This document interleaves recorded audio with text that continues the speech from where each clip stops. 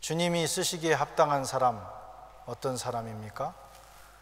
하나님께 헌신된 사람입니다.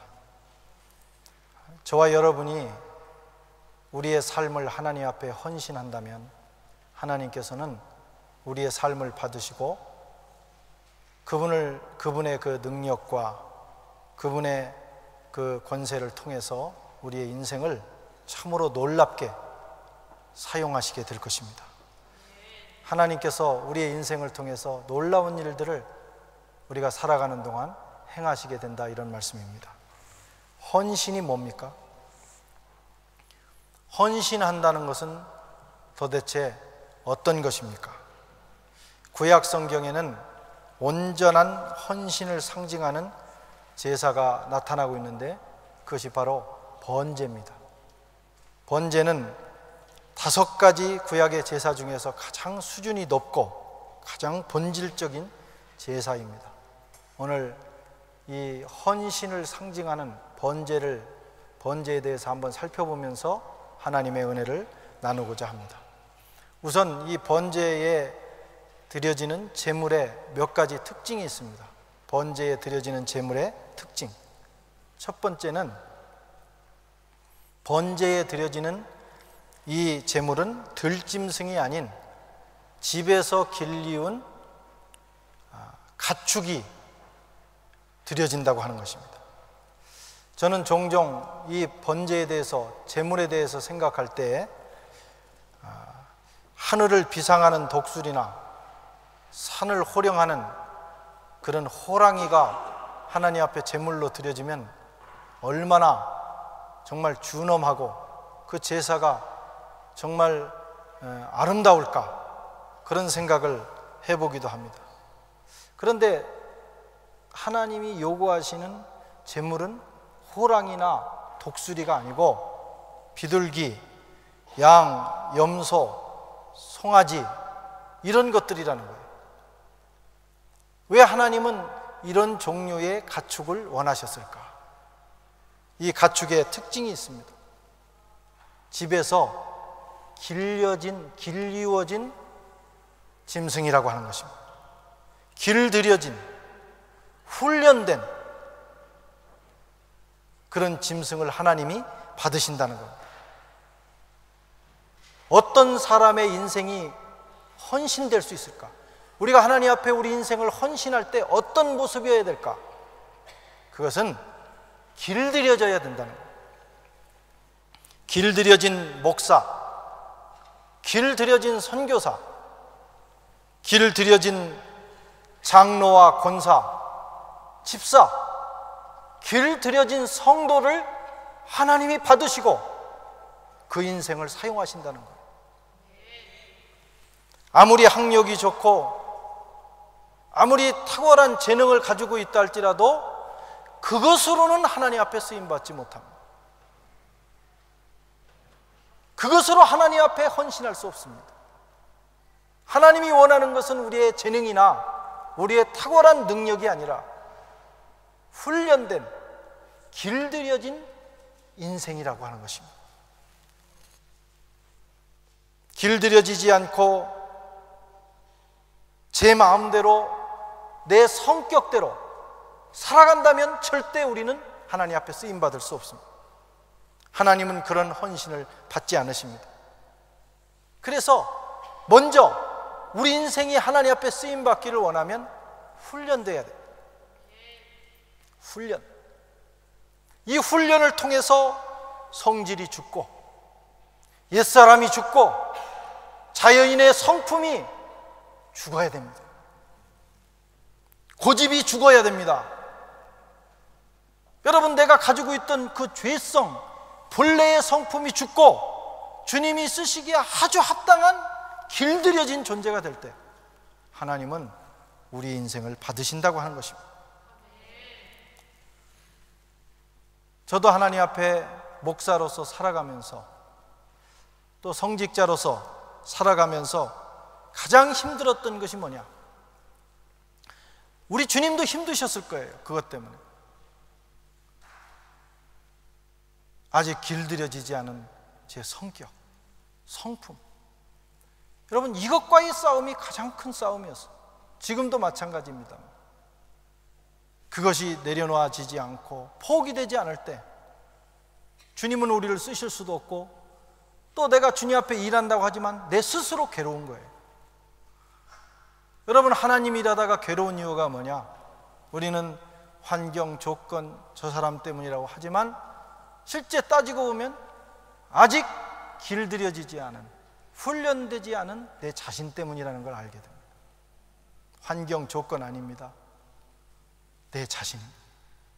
그래서 하나님 앞에 재물, 번제물, 하나님 앞에 헌신된 인생이 되기 위해서는 길들여져야 된다. 두 번째로, 번제물은 공격성이 없는 짐승들이라고 하는 거예요. 이게 양, 비둘기, 염소, 소의 특징입니다. 이 짐승들은 본래가 공격적 짐승이 아닙니다. 사자는 공격성을 가지고 있어요. 뱀도 공격성을 가지고 있어요. 호랑이는 대단히 공격적입니다. 그러나 성경이 얘기하는 하나님께 드려지는 이 제물들은 공격성이 없습니다. 가끔 염소가 뿔이 날 때가 있어요. 그래서 그걸 뿔난 염소라고 합니다. 본래 염소는 공격성이 아닌데, 공격성이 없는데 뿔이 나면 공격적으로 변합니다. 뿔. 이 뿔이 언제쯤 나느냐? 1년쯤 지나면 난다는 거예요. 그래서 1년 된 염소를 드려라. 너무 어린 것은 덜 성숙돼 있고, 또 1년이 넘어서면 뿔이 나가지고 공격성을 갖기 때문에 하나님 받지 않으신다. 그래서 아직 뿔 나기 전에 드려야 된다는 거예요. 그런데 가끔 1년 된 염소 가운데 뿔이 난 염소가 있어요. 그럼 어떻게 해야 되느냐? 뿔을 뽑아야 되는 거예요. 뿔 뽑아.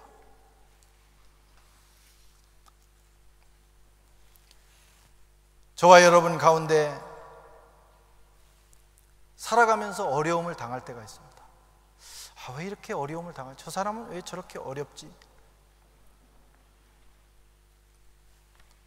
그리스도인의 마음으로, 또 목사의 마음으로 급히 가서 도와주고, 급히 위로해주고, 괜찮다고 얘기를 해주고 싶은 마음이 있어요.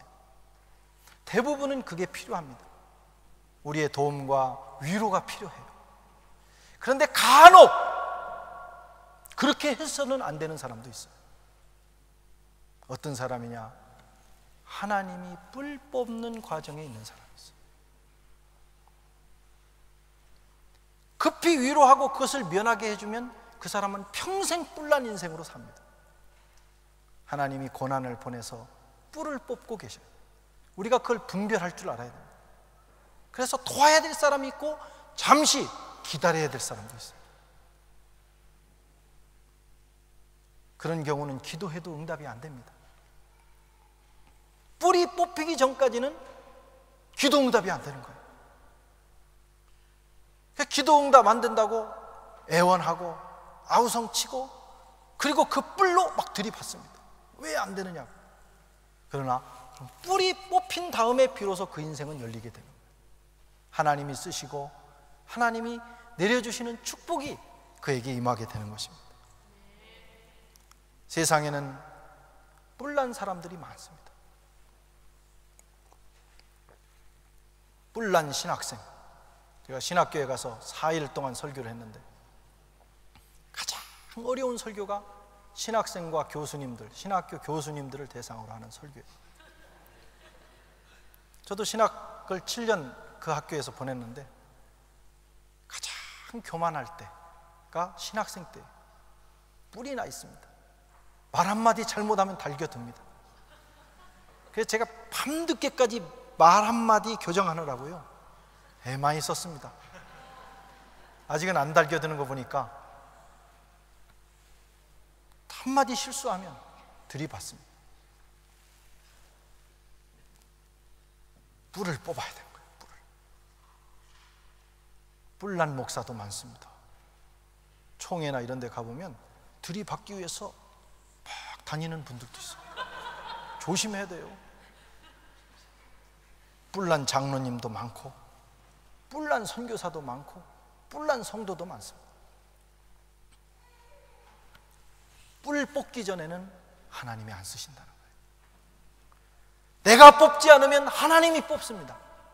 하나님이 뽑을 때는 겁나게 아파요. 힘들어, 여러분. 그러니까 뿔이 나지 말든지 내가 빨리 뿔을 뽑든지 해야지, 그분이 뽑으면 어려워. 뿔 뽑으시기 바랍니다.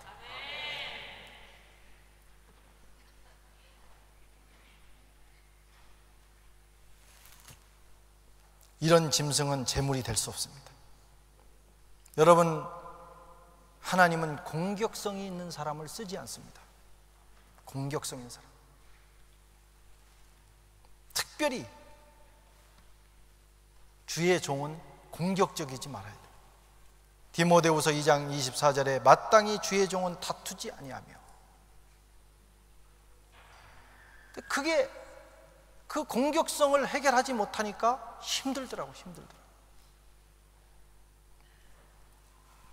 이번에 한국에 가서 여러분들을 많이 만났습니다. 저는 거의 잠잘 시간이 없을 정도로 하루에 몇 시간 못 자고 계속 만나고 또 상의하고 또 일을 봤어요.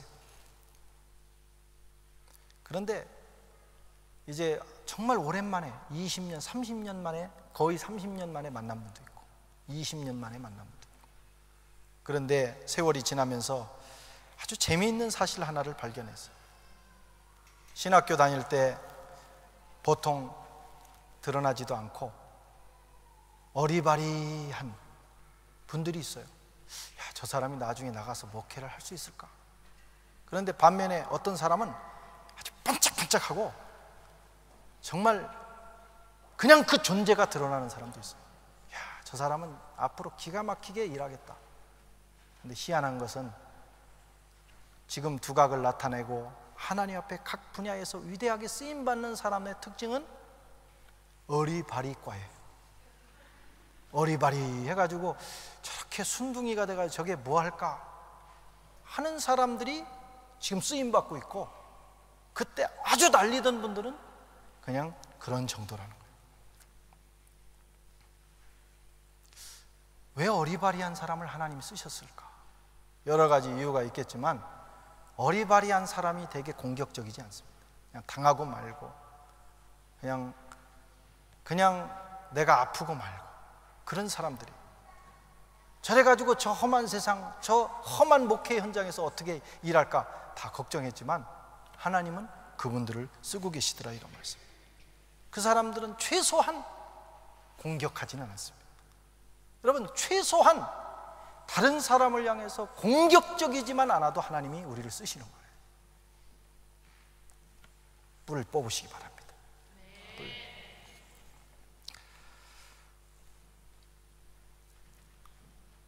따라서 하십시오. 뿔 뽑자. 이것만 돼도 하나님이 우리를 쓰셔요.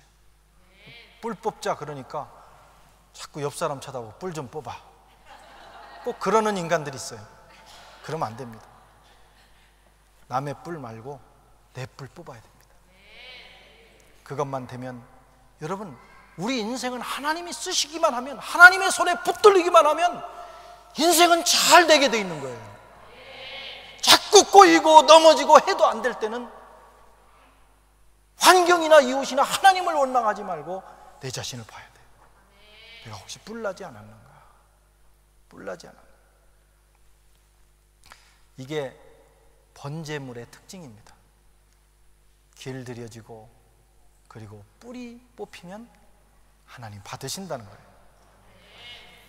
번제를 어떻게 드리게 됩니까? 첫째로 가죽을 벗겨드려요. 번제물은 첫 번째 가죽을 벗깁니다. 레위기 1장 6절에 가죽을 벗기라고 말씀했어요. 가죽을 벗긴다는 것은 하나님을 위해서 수치를 당하는 것을 감당하겠다, 그런 의미입니다. 여러분, 헌신이 뭡니까? 하나님을 위해서 내가 헌신한다는 게 뭐예요? 내가 우리 주님을 위해서 수치를 당하기로 결단한다는 겁니다. 목사로 헌신하고 선교사로 헌신하고 권사로 헌신하고 집사로 헌신하고. 뭐가 헌신입니까? 내가 예수를 위해서, 내가 우리 주님을 위해서, 내가 우리 하나님을 위해서 수치를 감당하겠다. 내가 그분 때문에 당하는 수치라면 감당하겠다. 이렇게 작정하는 것이 바로 헌신이에요. 누가복음 6장 22절에 인자를 인하여 사람들이 너희를 미워하고 멀리하고 욕하고 너희 이름을 악하다하여 버릴 때에는 너희에게 복이 있도다. 예수님 때문에, 하나님 때문에, 우리 하늘 아버지 때문에 부끄러움 당하는 것을 마다하지 않겠다. 이것이 바로 헌신이라는 것. 저희가 신학교 다닐 때, 학교 갔다 와서 자꾸 그 얘기를 하네요. 신학교 다닐 때는 누구나 화려한 꿈을 꾸었습니다. 그래서 신드롬이 있어요. 신학생들 가운데 조용기 신드롬, 조용기 같은 목사, 곽선희 같은 목사, 김사만 목사 같은 목사, 뭐 여러 그런 신드롬들이 있습니다. 그런데 놀라운 것은 사역 현장에 나가서 그 꿈이 다 깨진다는 거예요. 무참하게 그 꿈이 깨져버린다는 거예요. 한국교회가 80년대, 90년대, 70년, 80년, 90년대 놀라운 부흥을 했어요. 그때부터 신학생들이, 신학 지망생들이 밀려오기 시작했어요. 그래서 저희 신대원 신학대학원 같은 경우는 전국에서 가장 들어가기가 어렵습니다. 7수, 8수까지 해요. 7수, 8수 한 사람이 다른 대학원 가서 탑을 합니다. 들어가기가 어려워요. 그래서 250명을 뽑는데 보통 1300명 정도가 옵니다. 그런데 이번에 작년, 재작년까지 그랬는데 이번 우리 교수님들하고 총장님을 만났는데 걱정을 해요. 어떤 걱정을 하시냐면 금년부터 지망생이 줄기 시작했다. 그리고 아주 유명한 어느 신학대학은 직접 제가 들은 겁니다. 금년에 정원에 60%밖에 오지 않았다는 거예요. 왜 이런 일이 일어났을까? 물론 기독교에 대한 이미지가 실추된 것이 사실이에요. 그래서 젊은이들의 마음속에 그런 도전이 없는 게 사실입니다. 그런데 저는 또 다른 면을 봤어요. 뭐냐? 목사 되는 것이 출세의 길이라고 생각했는데, 자, 저렇게 되면 그 길, 거기만 나오면 그래도 인생이 보장된다고 생각했는데, 실제로 신학대학원을 졸업하고 목사가 돼서 자기 생활이 안정된 사람은 10%밖에 안 되는 거예요. 여러분, 한국에 아무리 부흥해도 100명 이상의 교회가 10%를 넘지 못합니다. 나머지는 다 영세에서 어렵고 힘든 고난의 길을 가는 거예요. 서울대학교 나오고 그야말로 스카이 대학을 나온 사람들도 목회 현장에 들어가면 안 되는 거예요. 다 20명, 30명, 50명 데리고 어려운 생활을 하는 거예요. 그걸 젊은이들이 본 거 아닐까? 목사가 되고 선교사가 되고 주님의 사람이 되는 것은 주님을 위해서 내가 수치라도 감당하고 그 어려움을 당해야 되겠다 하는 그런 각오보다, 과거에는 스타들을 보면서 나도 그렇게 되겠다 생각했는데 그게 안 된다는 현실을 보고 줄어든 것이 아닌가, 그런 생각을 해보았습니다. 오히려 저는 희망이 있다고 봐요. 한국 교회가 옛날에 신학교 지망생이 적을 때가 희망이 있었어요. 그 길이 출세의 길이 아니라 우리 주님을 위해서 고난당하고 나를 포기하는 길이라고 생각하고 왔을 때가 한국 교회가 희망이 있었다, 이런 말씀입니다. 그건 목사만이 아닙니다. 저와 여러분 모든 성도의 길이 그런 거예요. 우리가 예수 믿고 교회를 봉사하고 주님을 섬길 때 영광을 먼저 생각하면 그건 잘못된 길입니다. 우리가 주님을 열심히 섬기다 보면 주님이 영광도 주십니다. 그러나 그건 주님이 주시는 거고, 우리는 주님을 위해서 수치와 어려움을 감당하기로 결단해야 돼요. 찬양대에서 봉사할 때, 교회에서 C4C에서 봉사할 때, 어떤 것을 하든지, 또 세상에 나가서 주님의 이름으로 살아갈 때, 여러분 주님을 위해서 이렇게 살기로 결단하고 살아가야 돼요. 이것이 헌신이고, 이런 마음을 가지고 살아가는 사람을 하나님은 들어쓰시고 그의 일을 그 인생을 통해서 행하시는 것입니다.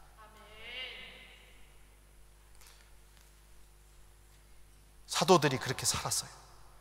예수님 때문에 손해보고, 예수님 때문에 희생하고, 예수님 때문에 수치를 당했어요. 그런데 그것 때문에 불평하지 않았어요. 사도행전 5장 41절 함께 읽어보겠습니다. 시작. 사도들은 그 이름을 위하여 능욕받는 일에 합당한 자로 여기심을 기뻐하며 공회의 앞을 떠납니다. 여러분, 예수 믿고 봉사하다가 오해받고 어려움 당할 때 우리가 기뻐할 수 있다면 우리는 참으로 행복한 사람들이에요. 두 번째로, 껍질을 벗길 뿐만 아니라 두 번째는 각을 뜹니다. 각을 뜬다는 것은 칼로 모든 살을 다 오려내는 거예요. 뼈에 붙어있는 살까지 다 잘라내는 거예요. 이게 바로 각을 뜨는 겁니다. 각을 뜬 짐승만 하나님 받으십니다. 각을 뜬다는 것은 우리의 육성, 육체적인 성품에 칼을 댄다는 겁니다. 우리의 육성은 이런 것이 있어요. 거짓, 음란, 헛된 욕망, 거친 성품, 시기, 질투, 미움, 다툼, 방탕, 고집. 이게 다 육체로부터 나오는 거예요. 여기에 칼을 대야 되는 거예요. 다 잘라내고 끊어내야 하나님이 그 인생을 받으시는 겁니다. 각을 떠야 됩니다. 각을 뜨시기 바랍니다. 그러면 주님이 우리의 인생에 역사하시기 시작하는 거예요. 번제물 중에 비둘기는 각을 뜨지 않습니다. 다 각을 뜨는데, 그런데 이렇게 기록하고 있어요. 몸을 찢되 아주 찢지는 말고. 레위기 1장 17절에 비둘기는 가장 약한 헌신을 얘기합니다. 헌신을 하는데 교회 와서 뭐 청소를 잠깐 하고 간다든가, 잠깐 중보기도에 참여한다든가, 이런 약한 헌신. 번제는, 송아지는 최고의 헌신입니다.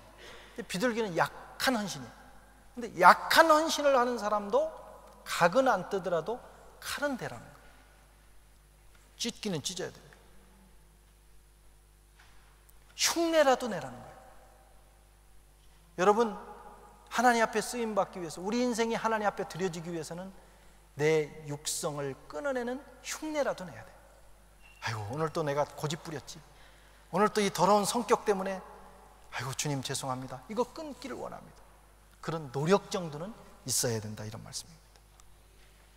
지금부터 육성을 처리하는 훈련을 하시기를 바랍니다.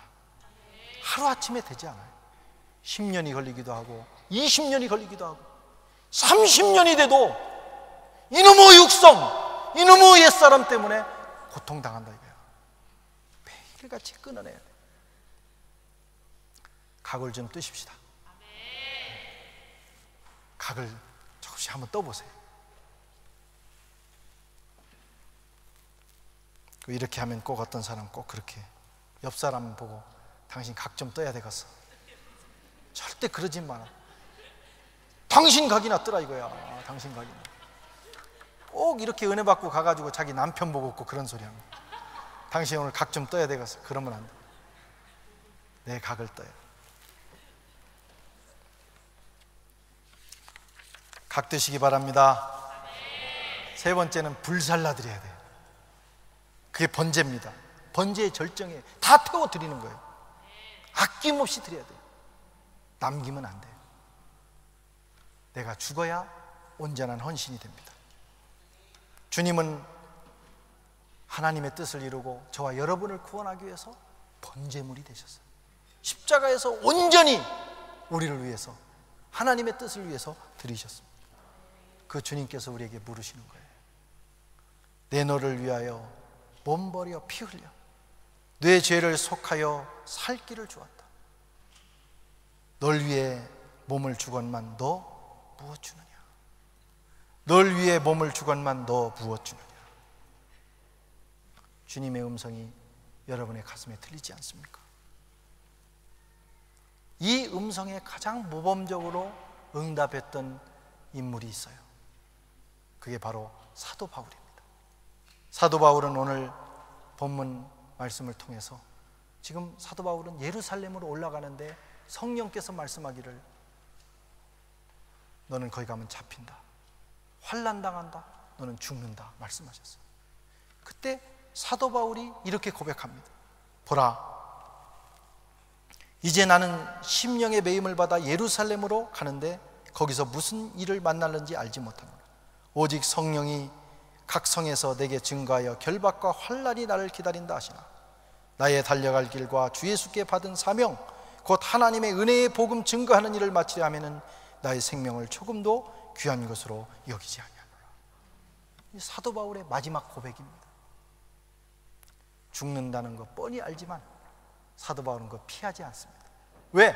이미 주님께 드렸어.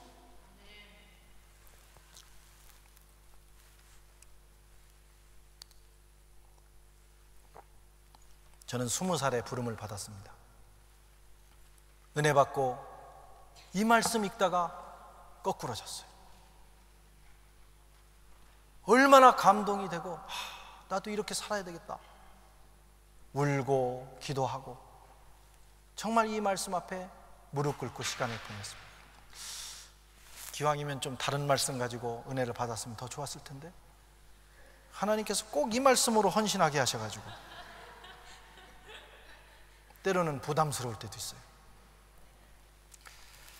내 생명을 주님을 위해서 아낌없이 드리리라, 그런 결단을 하고 신학을 시작을 했습니다. 이것이 목사의 삶이고 선교사의 삶인데 살다 보니까 이것이 흔들릴 때가 있어요. 그리고 이걸 잃어버리고 나 나름대로 내 영광을 추구하며 갈 때도 있었어요. 부끄러운 일입니다. 이렇게 살아야 되겠죠. 목사뿐만 아니라 만인 제사장, 저와 여러분 모두가 하나님 앞에 제사장들입니다. 이것이 저와 여러분의 삶이 되시기를 바랍니다. 그러기 위해서는 매일 각을 뜨고 매일 껍질 벗기는 훈련을 하고 매일 뿔을 뽑아야 됩니다. 그리고 하나님 앞에 불태워 드리기를 훈련해야 되는 거예요. 적당히 드려서는 안 됩니다. 무슨 통돼지 구워서 드리듯이 말이죠. 대충 얼버무려서 드리면 안 돼요. 주님 앞에 정교하게 내 인생을 드려야 됩니다. 제가 파리와 서울을 오가는 길에 그 비행기에서 그 영상, 요즘은 너무 이렇게 잘 돼 있어요. 이렇게 각자 개인이 볼 수 있도록 이렇게 보다가 단편물 중에 갑자기 눈이 가는 단편물이 있었어요. 그거 보니까 법정 스님의 비의자라는 다큐멘터리가 있었어요. 집회하러 가는 사람이 법정 스님의 비의자를 봐야 될까 고민도 됐는데 한번 보자, 이분이 어떻게 살았는지. 그리고 그것을 보다가 정말 너무나 큰 충격과 감동을 받았어요. 그래서 2번 봤어요. 하나님께 정말 죄송한데 여러분, 제가 신앙 간증집을 그렇게 2번 본 적이 없는데, 그리고 오면서 또 한 번 봤어요. 오는 길에 무소여라는 책을 써가지고 충격을 줬던 그런 분입니다.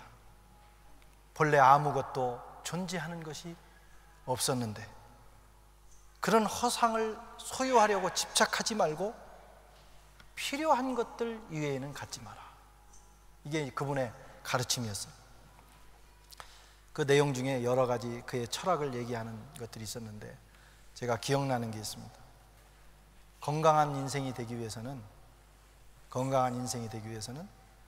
위에 밥이 적어야 된다.